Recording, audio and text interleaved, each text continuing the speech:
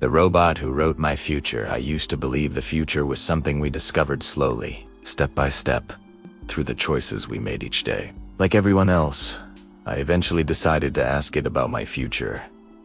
I was not particularly ambitious or special. I worked a simple desk job, lived in a small apartment, and rarely stood out in any way. I had no intention of doing anything remarkable. I asked the question with casual curiosity rather than expectation. Where will I be in 10 years? The machine remained silent longer than usual, and that silence unsettled me. Oracle Neen was known for its instantaneous responses, but this time, its metallic voice emerged slowly, as if it were choosing its words with extreme care. It said, "In 10 years, you will save the world." I felt a wave of confusion mixed with disbelief. I laughed, because it seemed ridiculous. I was not a soldier. I was not a politician. I was not a scientist. I had never been the type of person who changes anything, let alone something as enormous as the fate of the entire world. I asked Oracle Neen to repeat the prediction, and it responded with the same certainty as before. The machine never hesitated, and it never corrected itself. That was when I began to feel the first unsettling tremor of fear. I spent days trying to understand what Oracle Neen meant. I researched global threats, political tensions, climate issues, and technological risks, but nothing suggested I would have any significant role in any of them. Eventually, I convinced myself the machine had made a rare mistake. It was easier to believe in an error than to imagine myself as some kind of important figure. Months passed and life continued normally until the morning when everything changed. The global communication network collapsed without warning. Satellites went dark, digital infrastructure froze, and every nation entered a state of panic. The world depended heavily on interconnected systems, so the sudden blackout created instant chaos. Traffic systems malfunctioned, hospitals lost access to records, and stock markets crashed within minutes. Governments blamed rival nations. Militaries mobilized. People filled the streets, searching for answers. The tension in the air felt heavy enough to choke the world. Rumors spread that an unknown entity was attempting to seize control of the global grid, and those rumors intensified the fear. In the middle of this global confusion, Oracle Neen reactivated itself. No one knew how it managed to come online when every other system remained shut down. The machine sent a single message to every screen that still worked. The words appeared slowly, glowing on darkened displays across the planet. Listen to him. My heart nearly stopped when I realized the message referred to me.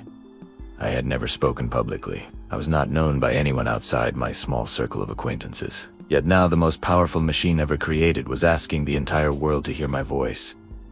Authorities located me within an hour. They brought me to a broadcast center, running on backup generators. I felt my pulse hammering against my ribs as I searched for something meaningful.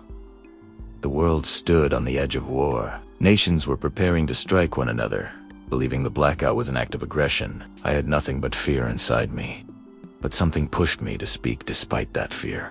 I took a shaky breath and said, "We cannot allow panic to push us into destroying everything we have built together. If we attack each other based on assumptions, we may not recover from the consequences. We must pause.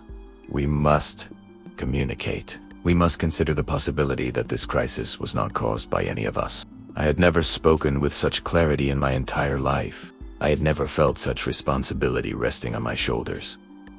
People listened not because I was extraordinary, but because Oracle Neen told them to. My voice traveled across countries, oceans, and borders. It reached people who were terrified and desperate for direction. To my astonishment, nations that were ready to launch weapons chose instead to wait. Leaders who often refused cooperation agreed to open emergency communication channels. Scientists and engineers gathered in unified global teams to investigate the true cause of the blackout. For the first time in decades, countries worked together without political agendas. The world had stepped back from the edge. Over the next several days, researchers discovered that the blackout had not been caused by human conflict at all. It was triggered by a cascading failure in the satellite network due to a previously undetected software vulnerability. The malfunction had nothing to do with war. It had nothing to do with hostile intention. It was simply an accident, but one that could have ignited catastrophe if humanity had reacted with fear and rage. Once the truth became clear, people began to realize the significance of what had happened. If the world had responded with aggression, the destruction would have been unimaginable. My simple plea for restraint, spoken through trembling breath and overwhelming fear, had prevented a disaster. When Oraconine was finally questioned about its earlier prediction, the machine offered an explanation that has stayed with me ever since. It said, "It was never your strength or your power that mattered. It was your humanity." Sometimes the world does not need a warrior or a genius. Sometimes it only needs a voice that reminds it to remain human. Those words changed the way I saw everything. I had always believed the future belonged to extraordinary people, but Oraconine showed me that sometimes the future depends on someone ordinary who chooses to speak when silence becomes dangerous. Dangerous. 10 years have passed since that day. The world still remembers the crisis and the mysterious moment when a machine chose a single unknown man to calm a frightened planet. People often ask me how it felt to save the world, but I still struggle with that phrase. I do not see myself as a hero. I see myself as someone who simply refused to let fear make the decisions. What I learned is something I wish everyone could understand. The future is not written by strength alone, nor by intelligence, nor by technology. The future is shaped by voices willing to guide it toward hope when darkness tries to consume it. And sometimes, a machine sees that truth more clearly than we do. Oraconine predicted that I would save the world, and although I still do not fully understand why it chose me, I now know one thing with absolute certainty.